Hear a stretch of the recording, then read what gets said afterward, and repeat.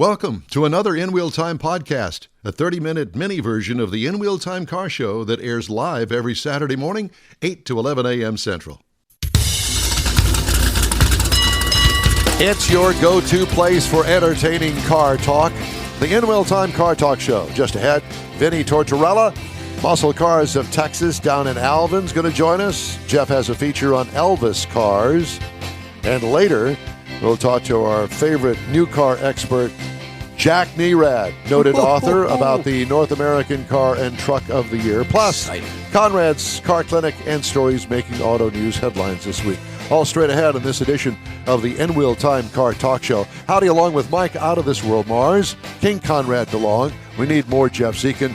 I'm Don Armstrong. Glad that you could join us on this Saturday, as we always broadcast on our wide-ranging network, our global network. Millions to our worldwide audience. Exactly. Yes. With millions of... Just like the wide world of sports. Remember the guy that got off of the ski ramp and fell, and we saw That's that. the agony of defeat. That was the agony of defeat. Hopefully we won't have He hurt more than his feet. I'm sure he did. You know, they interviewed him years and years and years later, and he could barely move. Oh, how you doing, Don? They good to talk to you. How'd that go again? Don, how you doing? His meds are kicking in. They're wearing off. They're wearing off. That's what it is. Joining us now is Vinnie Tortorella, Muscle Cars of Texas in Alvin, Texas. Right. And we kind of got the hint that maybe there's a TV show in the works. Vinnie, good morning. Well, good morning, guys. And you're killing me with all this stuff going on there this morning. Well, we managed to do that a lot on this show. So just thanks for joining us is all I can tell you. And we're worldwide. Did I understand that right? We're worldwide right now. Absolutely, yes, yes. We're in Spain, furthest we're in England, fans. Azerbaijan, Saudi Arabia, Mexico, Canada, Australia, South America, New Zealand. Some guy down in South America is listening to us. We're even on live in Pasadena, Texas. Pass a get down, Dina. That's it. Pass a get down, Dina. So if there's one guy listening in all those places, I guess you've got a pretty good following. Yeah, we do. Yeah. Well, we're popular in the prison systems too. Yeah. There's that. Okay. So, Vinnie, Muscle Cars of Texas, I think that we met originally down at the Corvette Expo down in Galveston several years ago. Yes, sir. We sure did. Yeah. Do you still have that car? Yes, sir. You do. And we had a couple of cars at that show, and one of them was a customer car. Another one was our car. Naturally, the customer car has already been delivered, but that show is coming back up just next month. I think like the 17th and 18th or 18th and 19th of March down in Galveston at the convention center. We will be there. You going to be there? Yeah. Okay. Oh yeah, we got a couple of cars going, and we're a sponsor of that show, so it's pretty cool. So tell me about Muscle Cars of Texas. Is it a showroom? Is it online? What is it? We're like you guys. I mean, we're worldwide. I mean, we build cars from all parts of the globe. We built cars. I've got a car there right now from Saskatchewan, Canada. We've had cars from Australia, California, which is another very foreign and away place. New York, Florida. We've had cars from all over the country, and we just keep building. Well, Vinnie, last name Tortorella, I think that's Irish, isn't it? Yes, very much so. It's very Irish. I'm originally from New York. I got here in 1980. Yeah. I worked for a guy for a couple of months, and I opened my own shop ever since. Wow. Got you. Well, Conrad's from New York. Where in New York are you from? Long Island. I'm from Westchester County. Forgive me. Yeah, that's okay. You got a lot more snow and stuff than we had. That's not that we didn't get enough of it. That's why I'm still here. You guys have the longest parking lot in the world, called the Long Island Expressway. That is very true. Conrad, you told me you're from Alcatraz. No, I was from Sing Sing down in Ossining. Well, we just, we're building cars, a lot of original restored cars as far as Corvettes are concerned. We do a lot of National Corvette Restore Society builds where, those cars are judged for their originality.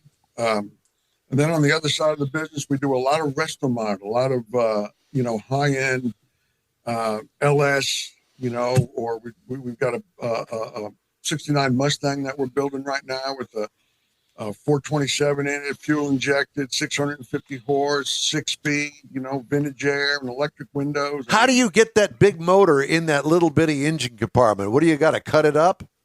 I mean, I've got torches and hammers to make anything fit.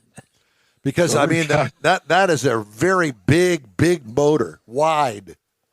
It is. It's a wide motor, but we, the shock towers and all that, we've taken all of that out.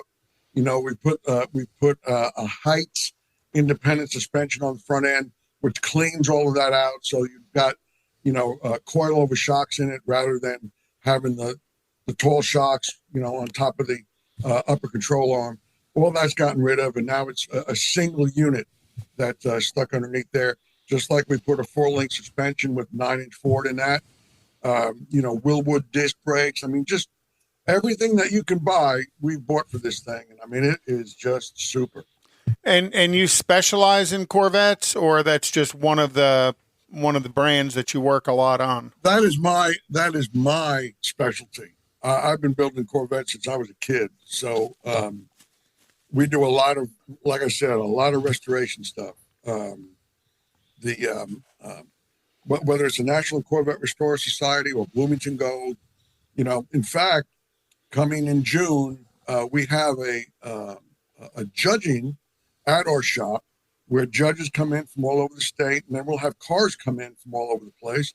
And it's a Saturday, and we provide lunch and all that kind of good stuff. And they'll judge these cars for, their originality. But we just did this past July, we had an event there. And I just finished a 65 Corvette big block, Nassau blue, white interior. It was a 396 with a 425 horsepower. And it is just gorgeous. Knockoff wheels. And, it scored 99.87% correct. So it doesn't get much closer than that.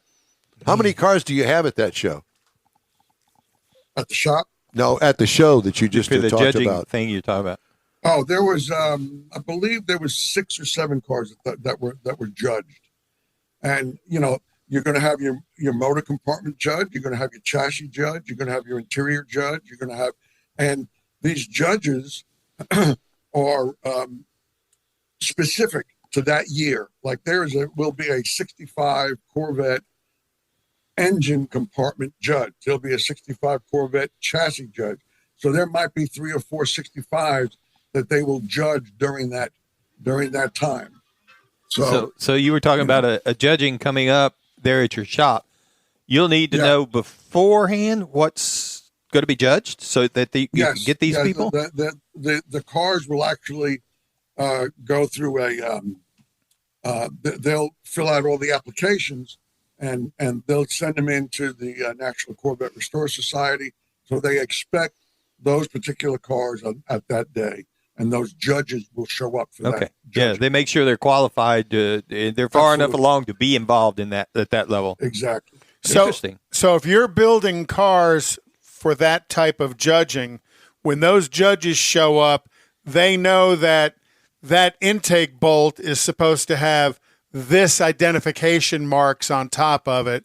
And they're kind of anally specific about having the correct stuff. Where do you go fill your inventory with that correct nut and bolt stuff for the future restorations you're doing? Well, first off, if a car comes in like this 65 that we just did, naturally I take that car completely apart, take the bolts, get them, we acid dip them, we bead blast them, and then we send them out to the platers. So they'll either be yellow cad, or they'll be clear cad, or they'll be black phosphate, or whatever the color is. And that same bolt will go back on that car in the exact same spot. Now, if, I don't have that, or if they put the wrong bolt along the way, since 1965, a lot of work has been done on that car. I go to swap meets, or there's a buddy of ours that has a place up in by the airport, and he's got, he takes cars apart and he sells the parts. I'll go through his place once a year and pick up coffee cans full of bolts, and I will just go ahead, have them prepped and cleaned and plated, and I've got cabinets just full of this stuff. Oh, wow. Whether it's for the front sway bar, or whether it's for the rear caliper, or whether it's for a spindle, I've already got it ready to go on that car. And then along with just the bolts, you're also looking for correctly date-coded pieces. Absolutely. Be it alternators, carburetors, and stuff. Because at the level of judging you're talking about for Bloomington and NCRS, those are the types of things that they're looking for as well. Very much so. And, I've been doing this a really long time, so I've accumulated a lot of stuff, I've got several tractor trailer loads full of parts and pieces that I might not need today, but I know I'm going to need them in the future. And when you need it, you have to have it. Yeah. That's exactly right. So you have all those cataloged somewhere, or are they just in a pile and you got to go dig through it? A little of both. You always have a pile of something somewhere, that you got to go digging through, or a coffee can full of bolts that you got to find that one bolt. But I'll be honest with you, my bolts and my bearings and my nuts and washers and all that stuff has been plated is very organized, and I can go right to that spot, get that thing, and put it on the car. Cool. So I mean, this is pretty meticulous. So how many cars would you be working on at a time? How many cars are you working on? Right now, we've got 20 projects in process. Some of them are resto mods, and I've got 1, 2, 3, 4, 5. I got 6 original cars being built right now. And, I'm basically the Corvette guy. So as far as the Corvettes are concerned, my time is spent on just doing that. The rest of my crew, I've got 5 other guys that are working the back, and whether it be mechanic or body work, the Mustangs and the Chevelles and the T-Birds. We got a 66 T-Bird in not too long ago. And we just took in a 34 Plymouth Roadster, and there are 54 cars on the lot right now. So we are extremely busy, but, we're really good at what we do. So, it's just par for the course. So how long, just on average, how long does it take you to do a car? A long time. Sometimes, and to be honest with you, it used to be 9 months or a year to do a complete frame off restoration. But, with the part situation with COVID, COVID shut down a lot of guys. And there were months that I was at the shop by myself because, the guys didn't want to come in, or there was an issue. So, a lot of things didn't get done. But there again, like you were talking about, if I don't have a date-coded intake manifold and I got to start looking for one, it could take months. Oh, yeah. And months. We were doing an 80 Corvette, which we just delivered, and it took me 9 months to get a set of door panels for that car. So, if we had all the parts sitting there, it goes real easy. But once you start looking for stuff and having to order stuff, it really starts to take up some time. And that's where your big truckloads full of parts sitting there waiting comes in handy, because you don't have to spend all that time looking for that single bolt for that intake. It really does. And the issue with that is that those parts are basically C1 and C2 cars. So your later cars, C3s and 4s, I don't have very much for, So those are the kind of things that, like I said, 9 months for a set of door panels. It's just that I didn't have them in stock. Vinny, who does your engine work? Well, we have several different places, depending on if it's all original or if it's a hot rod motor. If it's a hot rod motor, there's a place called Performance in Florida that we do. We just got back our Hemi motor. We're doing a 69 Roadrunner 4-speed Hemi track pack car, one of 12. Very original car. We just got that motor back. It took them 18 months to get a set of cam bearings for that motor. Oh, wow. So, yeah. So you know how long that, you get the cam bearing, then we get and now the customer just put it together. So we're in the process of finishing it up. The body's done, the interior's in. So that's going to be a very cool car. Very, very cool car. So when you get a customer that's interested in what we call a resto mod car, do you try and coach and counsel them on using the correct base car for a resto mod so that they don't pick a rare car to resto mod? Well, you know how they say the customer's always right? Because they have the money. If they can write the check, we can build the car. I mean, it's just the nature of business, and we are there to build cars, and we are there to, create dreams for some of these folks, but at the same time, I got to keep my doors open. And if they bring us, a 49 Studebaker and they want to resto mod it, we will resto mod it. But if they brought you a 63 Fuley Corvette, would you try and counsel? Would you try and counsel them on just getting a 300 horse 327 instead? Absolutely. Absolutely. And, there again, we have at the shop, we have several of those kind of cars. I've got a 63, a 340 horse car, a one owner car, never wrecked, wow. All original, Survivor. It's got like 36,000 miles on it. That one's for sale if somebody's interested. Do you have a showroom? We have, we're so busy. The showroom has become very compact, with other cars and things that we've put in there. But we have staging areas, we'll have these cars available for people to see. I have another 63 Z06. And, Z06s are bringing rain today, as much money as they're bringing, which we're looking for a partner on that car. If somebody's interested in, coming up with some money, we can partner on that car and build it. And the last one we built, we brought to Meekum about 3 years ago, and it sold for the highest price of a small tank car ever. I mean, it sold for $440,000. Wow. That car today is in Beverly Hills in somebody's, air-conditioned garage, which is very good. So if I walk if I walk into your shop, I couldn't buy anything off the floor? Absolutely. You could buy anything you want off the floor. I mean, we got plenty of floor space, but we've got, I've got another 66 big block. It's a 390 horse car with air, original. That's a 2-owner car. That car took a little hit in the front, and we left it that way only because it's a Survivor 2-owner car. That's got, I think, 56,000 miles on it. Original Survivor, everything is original on the car.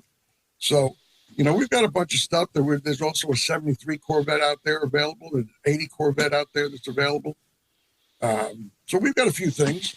So for our listeners viewers that are watching this morning, it's Muscle Cars of Texas online. Yeah, we've got Facebook and Instagram and website and all sorts of good stuff out there. Yeah, YouTube. And can you make a good cigar suggestion? Absolutely. I just so happen to have one with me right here. This happens to be a CAO Brasilia. Delicious, my favorite. Oh, okay. Man. Yeah, you don't have any white owls, do you? No. That was a long time ago for white owls. Yeah, Don lived that long time ago. Yeah, that's it. Well, I'm a pretty old guy myself, and just a short story. My father used to own a candy store in Valley Stream, Long Island, and we sold white owls and cigarettes and candy. All that kind of stuff. So when you mention white owls, that brings me back to a long time ago. Yeah, my favorite cigar is they're called It's a Boy. It's a boy cigar. Vinnie, it's great talking to you, my friend. Thanks so much for spending the time with us this morning. And I've posted I posted your website on our social media. Thank you so much, guys. It's been a pleasure. You too. Thank you. See you soon. All right. Well, hope to see you down there. Very good. Vinnie Tortorella. All right. Jeff's got a special feature for us. Been looking forward to this all morning long, as a matter of fact. Jeff has selected a certain number of Elvis cars. And from what I understand, he had about, once he became famous, about 25 cars. Yeah, 25, 35, depending on, what. Yeah, if you want to call it his car or not. His car. Yeah. So I selected some because not all of them were Cadillacs. And he was very big on the, buying a Cadillac and giving it away. So we're going to get this going. Okay. You're a drummer. You can do more than one thing at a time. I can. You would think. I can. So this first one is a 41 Lincoln. In the early 50s, Elvis bought his first car, a 41 Lincoln.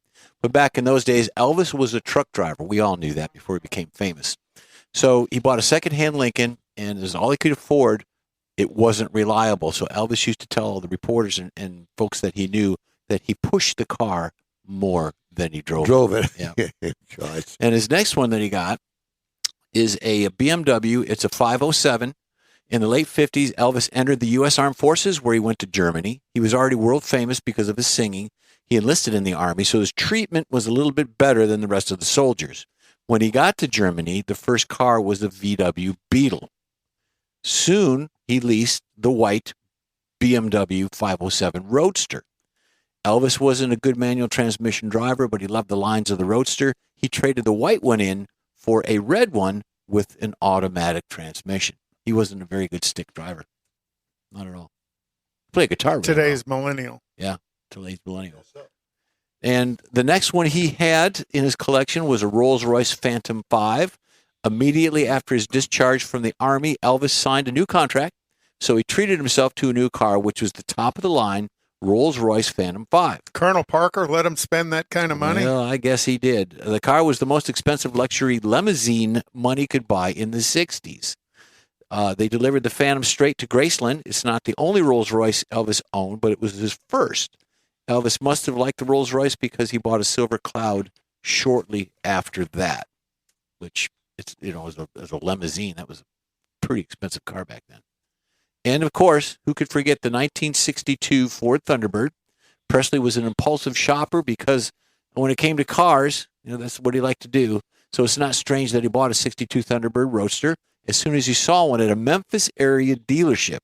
In 62, the Thunderbird was one of the most interesting American luxury models, and its rocket-inspired styling and powerful engine is what Elvis really thought was, the cat's meow back then.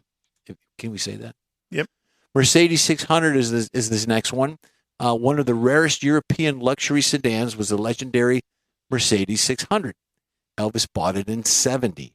In those days, the Mercedes 600 was the choice of dictators, world celebrities, and most famous rock stars, so naturally, Elvis had to have one. Although the car had a California license plate, fans often saw him driving this vehicle around in Las Vegas. So he did drive it, and that's where he took it, Las Vegas. Now, this next one, sad to say, he didn't own it, but it's the last one he drove in. He took a ride in this one. He rode in it. Cadillac Miller Mentor Traditional Hearse. The last Cadillac Elvis rode in 1977 hearse, which they used in a funeral procession. It was a white hearse in front of a long line of motorcade of motorcycles, other Cadillacs, police vehicles, police motorcycles, dignitaries. It was appropriate way to say farewell to the King of Rock. I wonder who owns that hearse Say today. if somebody knows where this specific car is today. Yeah, it's probably in a museum or some private collection. But, they did it because he was the biggest car enthusiast back in the day. George said that Graceland had quite a good car museum there of various Elvis cars. As a matter of fact, the one I visited there, and that was probably about 1980-ish, the only time I've ever been there. They had the pink Cadillac was outside under a cover, but it was outside. You can go and look at it if you wanted to. I don't know what they've done. I'm sure that they've done a lot since then. He owned a 66 Mustang. He had it for a short time and gave it to a neighbor or something because he didn't like it. He just bought it on impulse because that's what he would do. He had a lot of Cadillacs. He had a lot of Lincolns. And he gave his mother several Cadillacs. Well, there's one that he bought for the band a big Fleetwood Cadillac for the band, and it caught fire. Destroyed it, so we bought another one. I've been there twice. Once we did a tour, but when I was a kid, I'm talking about like 14, 15, we went there to see an uncle. So in other words, probably still alive. Yeah, he was stood still outside alive. the gate. The gate was open. No, I got pictures of us on the front steps. We were too scared to ring the doorbell in case somebody answered. We thought we were just drove in, we'd get some pictures and leave, but we should have. I wish we'd had enough guts to ring the doorbell. But the gates to Graceland was open. Then he probably wasn't there. Well, that's what we kind of thought, but we were afraid they'd call the cops on us or something. So Was it the famous gate with the music notes on it? Yeah. I got pictures of it out there. We're standing right there by the door with the big white columns and stuff. And it was. I've been to Graceland. Mm-hmm. You have? Yep. Found a rock in the little rock wall out front.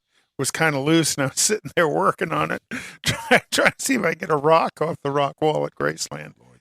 I didn't. If you did, you would have been a rock star. Yeah, just like Elvis. Mm-hmm. Hey, the In Wheel Time Car Talk Show is available 24/7 through the iHeartRadio app. Just look for In Wheel Time Car Talk. We also video stream on Facebook, YouTube, and InWheelTime.com, and podcasts are available at your fingertips on over a dozen of the most popular podcast outlets around. The In Wheel Time Car Talk Show continues right after this quick break. Tailpipes and Tacos, Houston's premier car cruise-in returns Saturday, April 15th to the Lupi Tortilla Tex-Mex in Katy, 8 to 11 a.m. Bring your hot rod, classic, resto mod, or any other vehicle you'd like to show and compete for one of 3 highly coveted chili pepper trophies.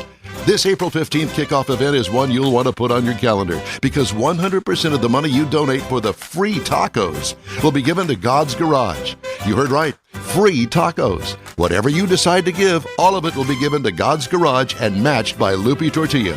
God's Garage gifts vehicles to single mothers, widows, and wives of deployed military in the greater Houston area. In fact, the garage will gift a vehicle to a mom in need at this special event.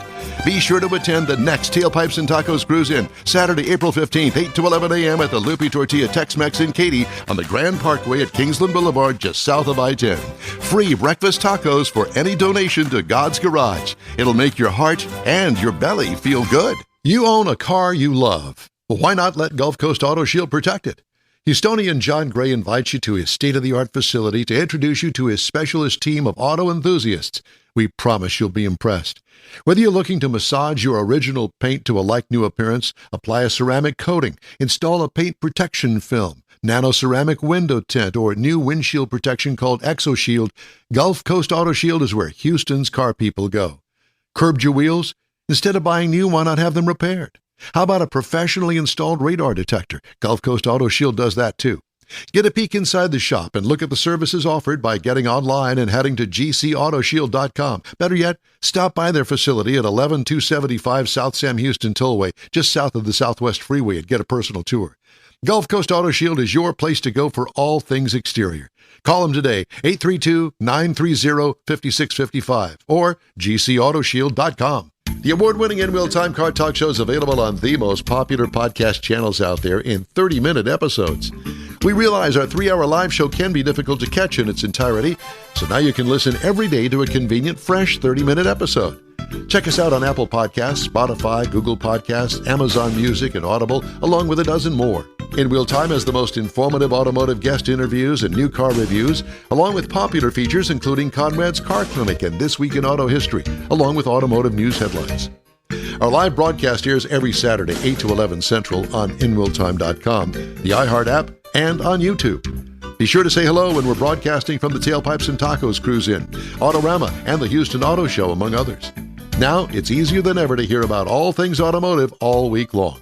You're invited to join fellow car enthusiasts in becoming part of the ever-growing In Wheel Time Car Talk family. Don't forget those 30-minute podcast episodes on your favorite podcast channel. That's it for this podcast episode of the In Wheel Time Car Show. I'm Don Armstrong, inviting you to join us for our live show every Saturday morning, 8 to 11 a.m. Central on Facebook, YouTube, Twitch, and our InWheelTime.com website. Podcasts are available on Apple Podcasts, Spotify, Stitcher, iHeart Podcast, Podcast Addict, TuneIn, Pandora, and Amazon Music. Keep listening, and we'll see you soon.